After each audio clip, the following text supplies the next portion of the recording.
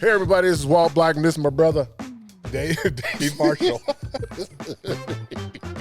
This is Dave Marshall. How you guys doing today? We're at America First Brothers, and last week we were talking about Legislative District 7, which is Dave's district. If you missed that segment, please just go back, and it'll be, the title is Legislative District 7 Final Map.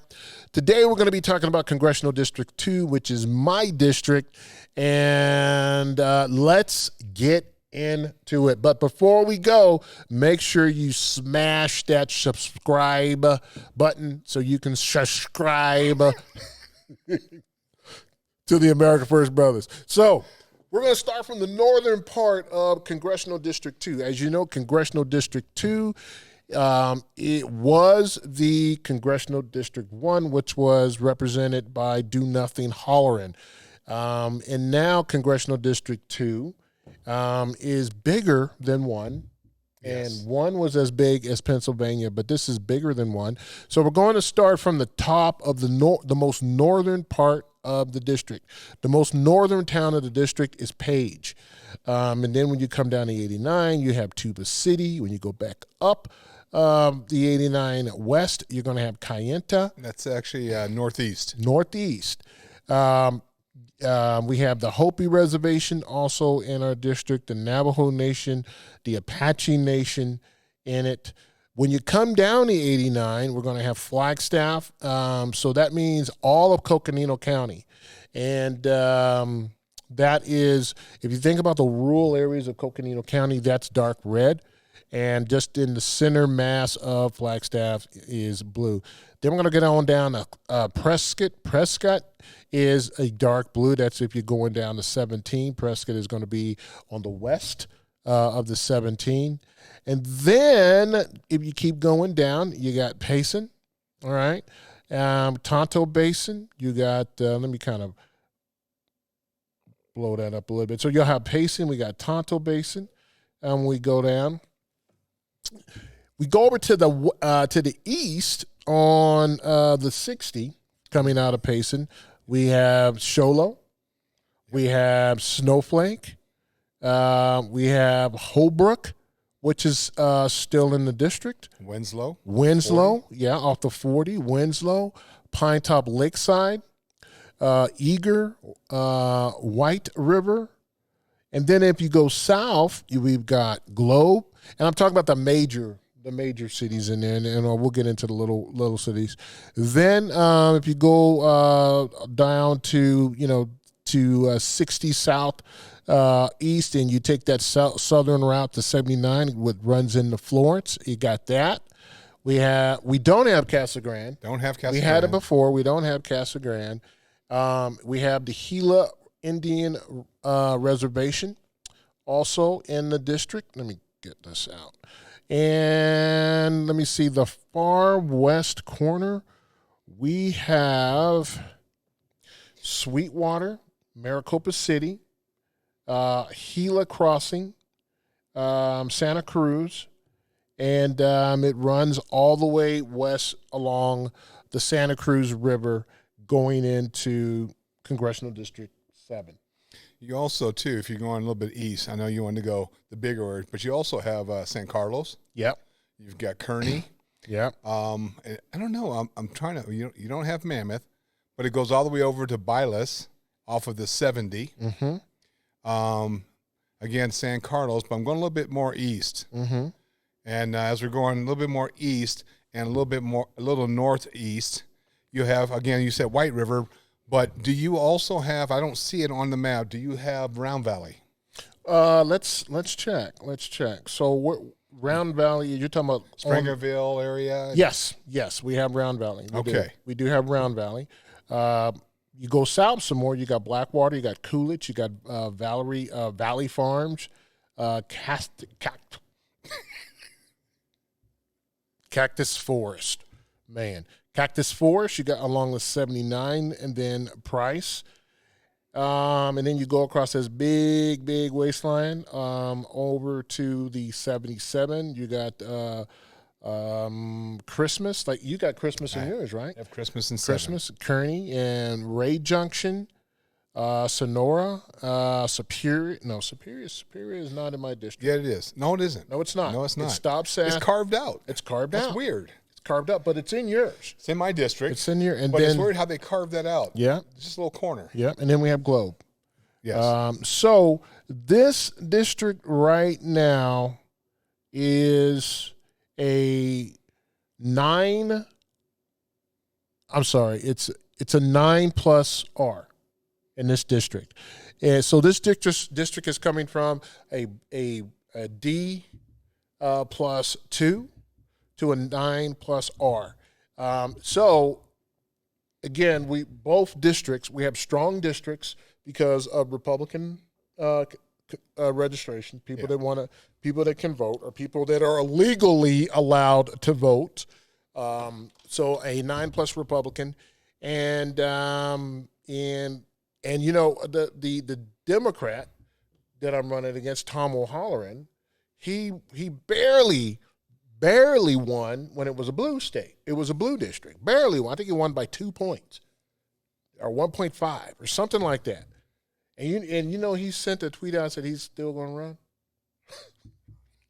Well, he just got the backing of Planned Parenthood. Yeah. Oh, yeah, that's right. But didn't he say he works across he's moderate? He said he works across the aisle. He works across, which he has not since he's been no, there. because if you work across the aisle, he would have known that we are not a killing baby district. We're not. No. But he voted for late-term abortion. And post post-abortion. abortion. So this is a guy who says he's moderate. He barely won his last election by 2 points, thanks to Tiffany Shedd, who closed that gap when she was running for Congress in Congressional District 1. It's closed up, and now he is trying to run in a district that is Republican plus 9, and his values are not in line with the district's values. So we're talking about the Democrats talk about gun control. They're talking about late-term abortion. They talk about open borders. They're talking about taking away free enterprise. Those types of things are the things he says he says he's not really for, but his voting record says something else. He votes 100% with Pelosi and Biden. 100% party line. Yeah. So he's not working across the aisles. The only aisles he's working across is to get to Biden and pick him up when Biden falls asleep in the chair. Well, I thought you were going to say grocery aisle. He's working across grocery aisles. Aisles. Man, I know what I can't even talk today, man. So here's the deal. I just want to talk a little bit about the district also. The majority, 100% of the district is rural. Is a rural district. So this is the first time really that we are going to have a rural district at the congressional level that is 100% rural, 100% rural issues, 100% rural population. So that's a good thing for us, because for a long time we haven't had a seat at the table from rural representatives who say they were rural. Great representatives like Andy Biggs and Paul Gosar and Debbie Lesko. I know that Paul Gosar is part of the Western Caucasus of states, so he looked after us as best he could. But he was working in another district. He's in 9 now. Yeah, he's in 9. And so we didn't really have representation, but now we can have rural representation in our district. And then with your district, it's just going to help us even more. What are your thoughts on that? Well, my first thought was I'm looking at the map again. You don't have Pine Top Lakeside. I don't? No. Here it is right here. Oh, yeah, I don't have Pine Top Lake. Maybe or Sholo. No. I got Sholo. Well, it's green here. Yeah, you're looking at the wrong map, brother. Well, you're District 2, right? District 2. So what's the green here I'm looking at? That's your computer. You might want to look at mine right here, brother. Yeah, let me look at yours. Blue, green. So you're blue. I'm blue. Where's Pine Top Yeah. at? And where they? Are they in the green? Yeah, let me show you. Okay. Hold on. Hold on a second. Got old folks time right now. Hold up right now. So hold up. Woo wee. Say, okay, so you see Sholo right there In the green. in the blue. That's the blue. Where? Right there, dog. No, Sholo's right there. Yeah, that's in 2. That's in 2. Okay. Pine Top Lakeside. Okay. Well, I was just what? Because the maps are all colored, and on mine, Colored. What's up about colors? Well, come on, that's not push the race button right now. Colored. Color folks better calm down. Now, come on. Was Jesse Smollett? But seriously, when you go and look at the maps on the IRC, they're color coded. Yeah, they are. And so I just noticed that Sholo and Pine Top were in green, and that CD2 was in blue. But I stand corrected. I was wrong, and my colored brother was right. What color is you? Blue right All now. right, all right. This is blue. It's a blue map.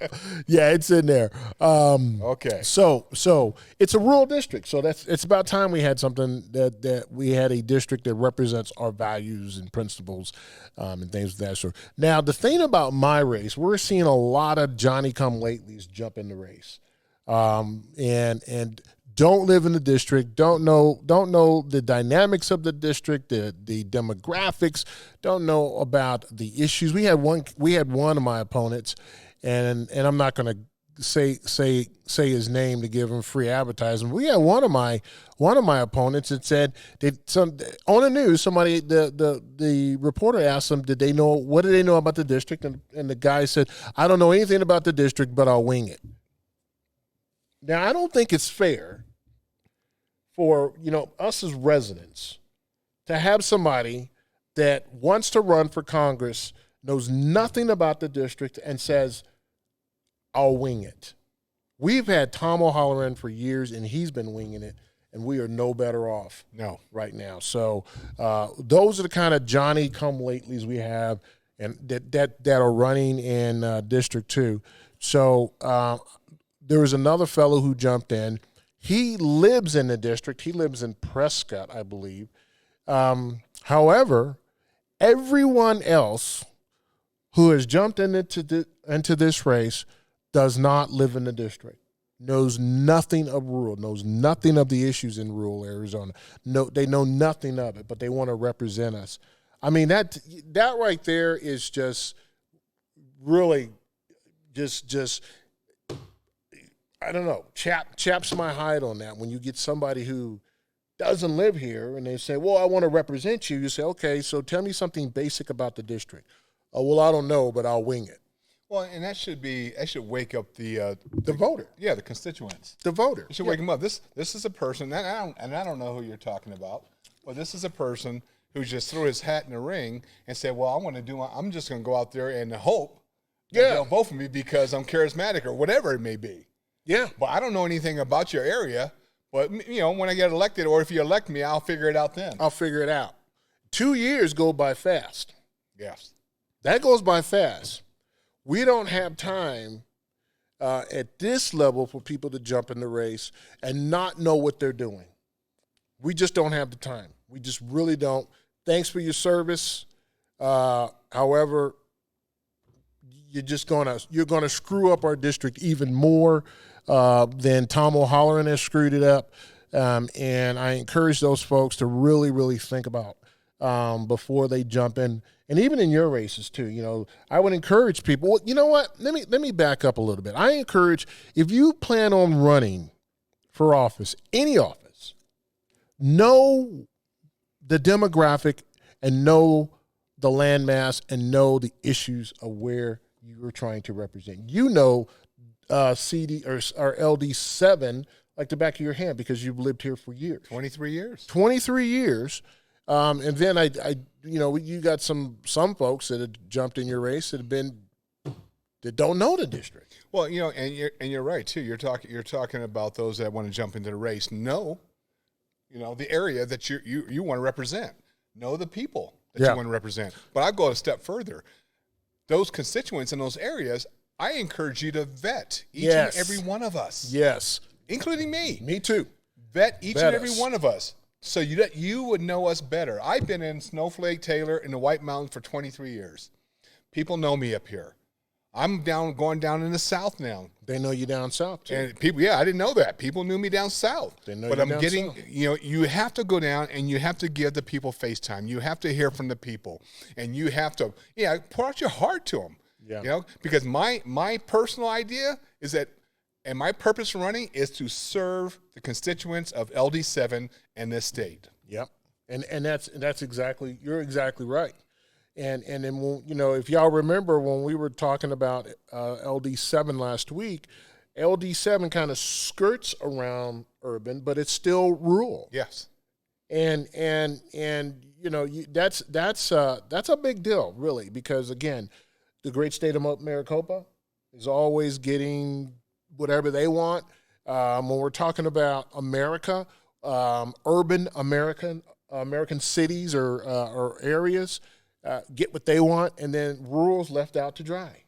Well, let me ask you this, Walt. You've been this is your second term. Yep. What are you bringing to CD2? The same thing that I brought to CD or LD6. Elaborate for the people. Me. That's it? No, let me be serious. So really, hey, I want you to cut that part out, Marcus. All right, don't put that in there. Yeah. Don't say that. Okay. Yeah. You want to ask the question again? Yeah. Okay. Basically, everybody, you've been in office for, this is your second term right now, correct? Yep. Second term. So now our maps have changed. Redistricting has given us new maps. You are now in CD2. CD2. What are you going to bring to CD2? Well, it's not so much what I'm going to bring to CD2, Dave. It's what I'm already doing for CD2. I'm doing the same work for CD2 as I've done for LD6, working with federal legislators, congressional delegations. I'll be working with folks on criminal justice reform, education reform, cutting taxes, and making sure that we are not overspending like they are doing at the federal government. I'm doing those things right now. For example, we know that the COVID shot is a big deal.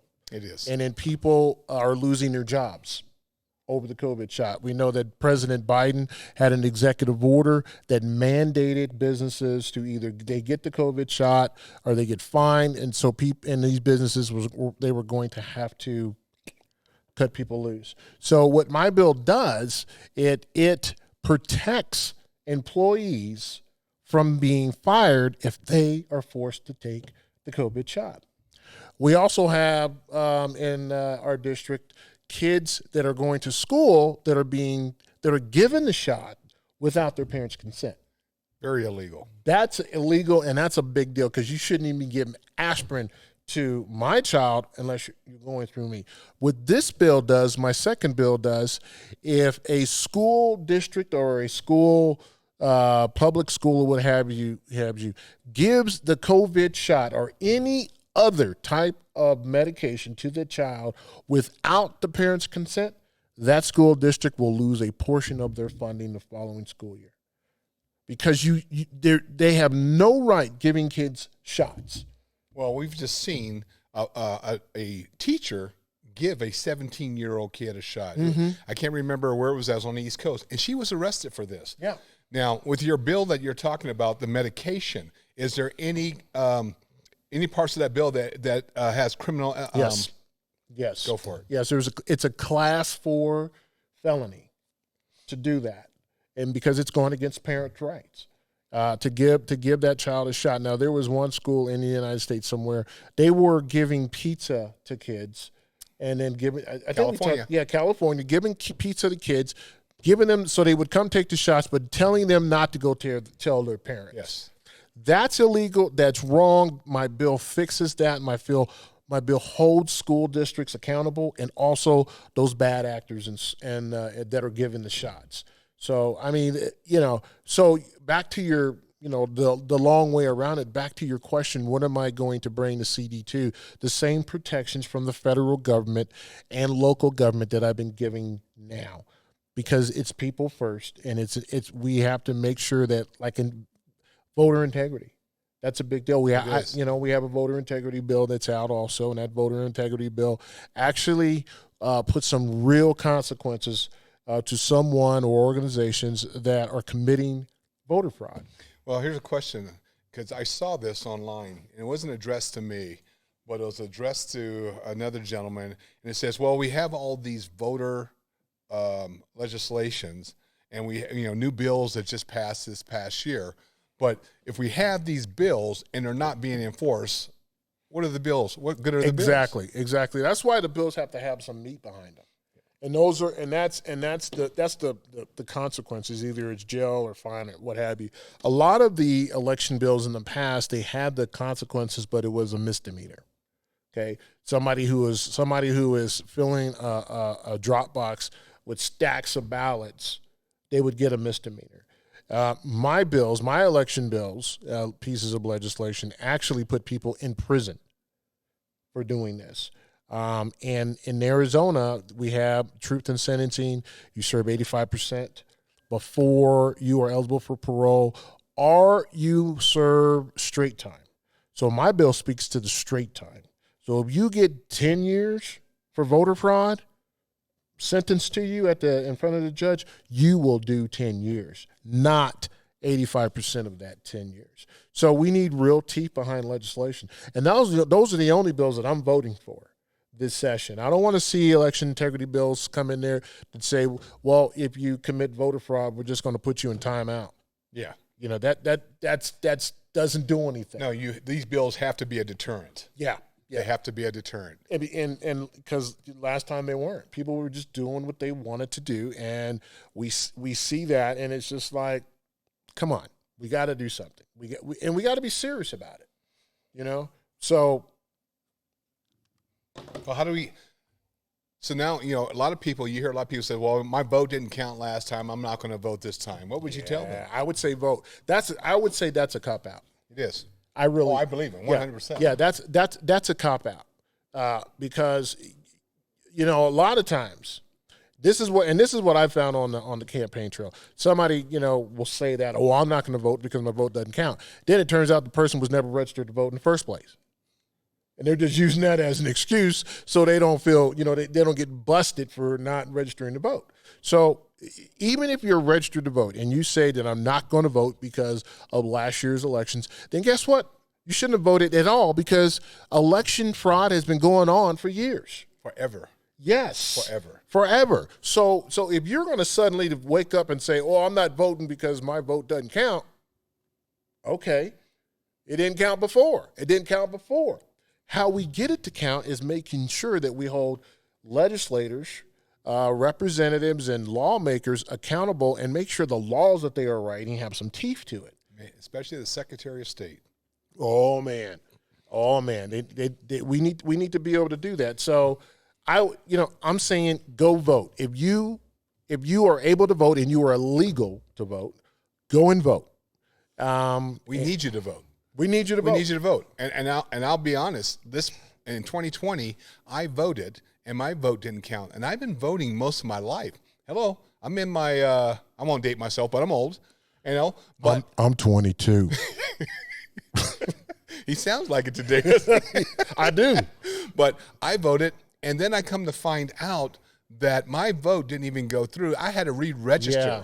I had to re-register and get a new voter ID with my current one in hand. But you're black. You couldn't get a vote. You don't. No, I don't have an internet. You don't know how to get. And I don't have transportation to get down to the courthouse to get my card. So, they also say the black folks don't know how to work computers, but Mr. Beard got that big old Star Trek thing looking down there. You need to see this monitor Mr. Beard has here. It's almost like a snowboard. Yeah, it does look like snow. You could sleep on that thing in a hammock. That's what it looks like. So Here's some of the bills that I've already dropped this year when we're talking to that, some of the bills that I've co-sponsored. So we got HB 2007, which is a co-sponsor of my bill, and it's school drugs violations and reporting options, vaccination evidence, and that prohibits the bill that I was talking about, juveniles offenders and sanctions repeal. And what that really does, that kind of speaks to, you have a youth program in your church. And this speaks to youth that have gotten in trouble, okay, and they get tackled with all those fines. Those fines stay with them because in some kids they don't have a job until they get out of school. What we have found in Arizona through research and data is that a lot of these kids who have these fines, they cannot get student loans because they have a bad credit already. They can't apply for apartments. It's hard for them to get jobs. So what this does, it helps. It removes those fines and then replaces the money that the counties would have gotten with ongoing funding from the general fund. So that's something we're really proud about. Associate's degrees for CTEs, and that's kids that are dual enrolled. So yeah, we did that. Live remote instruction. From the COVID last time, all the kids had to go to school online, but a lot of the classes were limited. So what we did in this one is that we opened it up to other schools within Arizona. So if a kid wanted to take AP Math and Gilbert, they could get the credit by sitting in their home if they're doing it remotely here in Snowflake. This is something new that we're doing. That's a bill that I've co-sponsored on, I guess, and then an ESA bill, parent choice, ballot fraud countermeasure paper Inc. That is where they're changing the ballot. They're making it look more like money, I guess. They're counting it as money. Ballot fraud. I'm sorry, a biomass factory. Now that's in our area right here. And we had that meeting about the biomass, and this is something you'll be able to take up with. And the COVID-19 vaccination requirement, that's the bill we were talking about folks not getting fired from the job. Homeschool instruction. Homeschool instruction is where the dollar follows the backpack.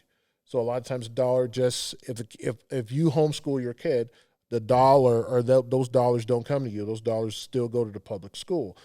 But we're seeing a lot of people taking their kids out of school because of COVID. Those dollars should follow the backpack, follow the parent, so the kids can be educated. But also, too, on that, they're taking them out of school because of the abuse of the unions. Yes.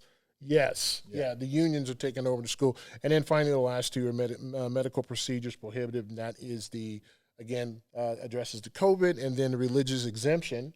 Because I know we were talking to people in our district that would say that they would give their religious exemption, and then that employer would say, well, that doesn't count as a religion.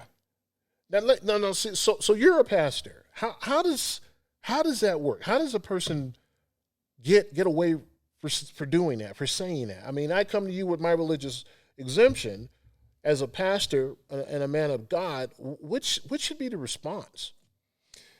For an employer? Well, yeah. I mean, yeah. Well, the response, the law. The law. And they have to seriously look at that because it is under the law that religious exemptions do exist for a reason. Because for me, I'm not going to take the vaccine because I don't believe I want to inject that into my body. My body is what is it called, Mr. Beard? Your temple. The temple of God. Mr. Beard, do you know that answer? And you're... and again, it's putting something foreign in my body and stuff. And you don't want it. No, I don't want it. I should. Every American, every human being should have that choice. Mm-hmm. The federal government should not mandate what you inject in your body. No, they shouldn't. They don't mandate what you eat. They don't mandate what you drink. But they'll let you kill a baby. Yeah. Oh, yeah. They'll let you kill a baby in your body. Millions. Yeah, they'll let you kill millions of babies in the body, but they won't let you not put a vaccine that has not been fully tested. But a lot of corporations, what they're saying is, we're not going to accept that exemption. We're not going to accept that anymore. So, and that's what I'm getting at. How do they? You can't. You can't do that. Well, yeah, we both know that. Yeah, they're doing it, and that bill prohibits them from doing that. But I was really interested in how, your thought process about that. Now, let's take it away. We know the law says you can't do that. 1964 Civil Rights Act, discrimination, workplace discrimination, religious discrimination. It's against the law.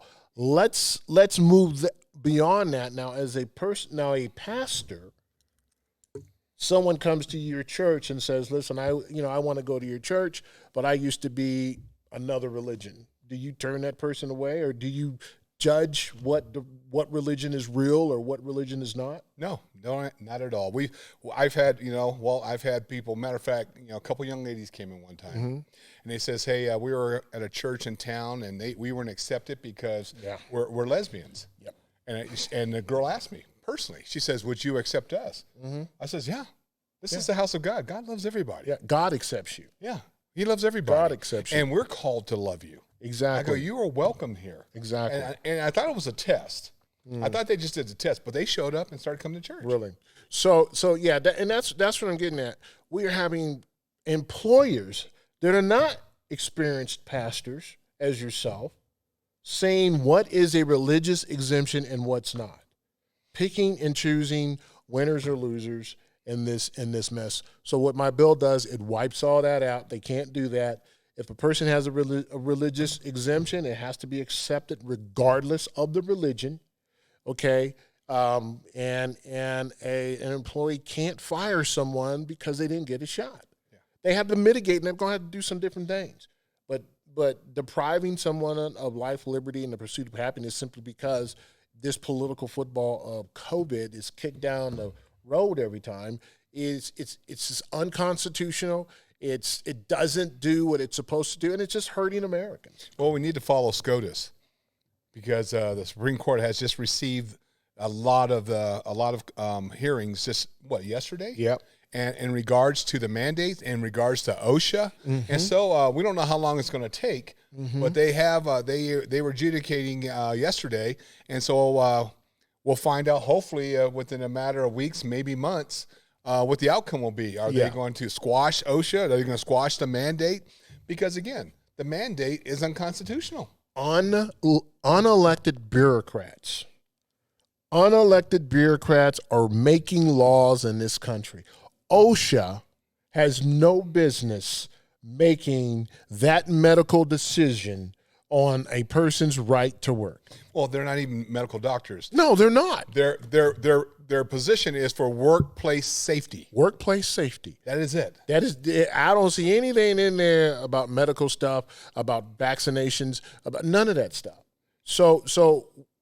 And that's why I said, bureaucrats, they are running the country. When we talk about, the president gets recycled every 4 or 8 years and they clean out their top executives and they get a new executive team in there. What we need to start cleaning out is those second levels of career bureaucrats that are making these laws. Yeah. Not even the darn directors of some of these agencies. I'm not even blaming them because they come in when the new president comes in. I'm talking some of those folks that are GS 15, 16, have been there forever, that are doing status quo work and just doing business as usual. Or just bringing in people as a newly elected president who has no qualifications to be in that position. Oh, yeah. Biden did some of that now. Oh, yeah. Whoa. That's going to be another show right there because there was one here, and this lady was a communist, a socialist.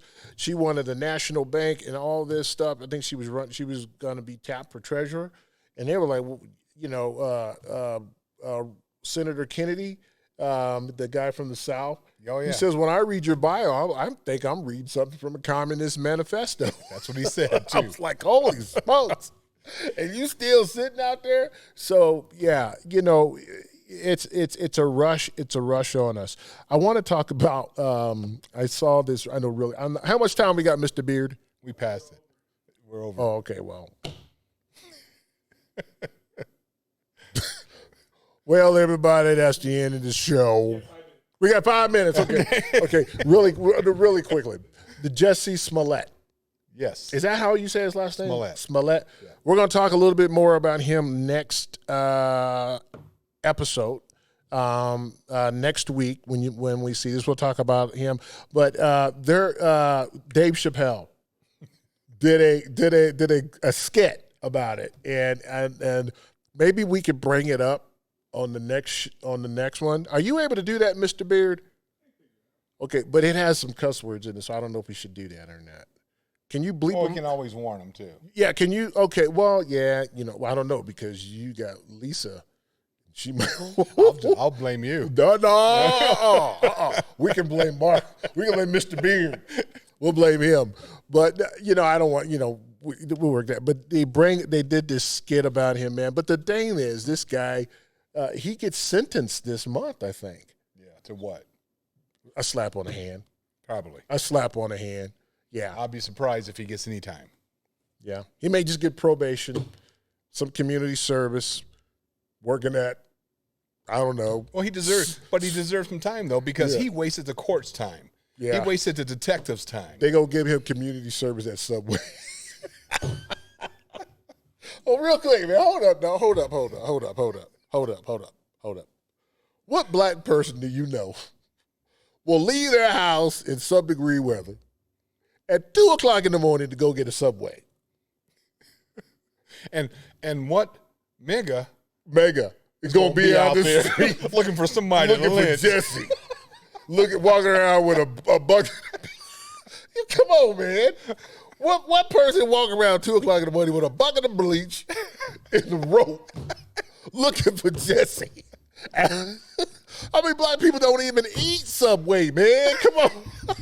You're going to get out of your bed at 2 o'clock in the morning. I don't know, man. I don't know. You know, I think I want a Subway. Mr. Bear, who's that running back that does the Subway commercials now? Yeah, who does that? Do you know Mr. Beard? From Seattle. Oh, no, Jesse Smollett do the new. He got to do one. Lynch, not Lynch. God, what is his name? Does he do? I know you're talking about. Yeah. I seen. Yeah. Yeah. Man, I don't know. I don't know if he eats it, but he's in the commercial. But I bet he don't get up at 2 o'clock in the morning in Chicago that did win and go get a Subway. And what Subway is open at 2 o'clock in the morning? There ain't no Subways open, man. I mean, if he would have said he was going, I don't know, to the Stop and Rob, to get I don't know, some slit moat liquors or something like that. I mean, come on, make it believable. Yeah, there you go. That's believable. I'm making a beer run, go and get some 40s. And then you got two big brothers walking across the street with mega hats on and a rope and bleach. Yeah, we're small. Let's save this for the next one. Yeah. Maybe we can get Jesse on the show. Well, it depends on what cell block he's in. Hey, Mr. Beard, can you pipe into cell block 40 with Jesse Smollett? I'm sorry, guys. Is in there talking about, he took me out. Okay. All right, everybody. This is Walt Blackman. Dave Marshall. Smash that subscribe button. We'll be back here next week. We're going to talk about the January 6th incident. Yes. I want to call it Not insurrection. Incident. We're going to talk about that because a lot of that is going on, and we'll be talking about that next week. So you need to tune in for that one because that's going to be a good one. So smash that button. Thanks for coming on the America First Brothers. We appreciate it. Again, smash that button. Share with your family and friends. Smash that button. And go get your Subway. Not in sub-degree zero. Sub-degree weather, Anyway, God bless you guys. God bless everybody. See you next week. Okay.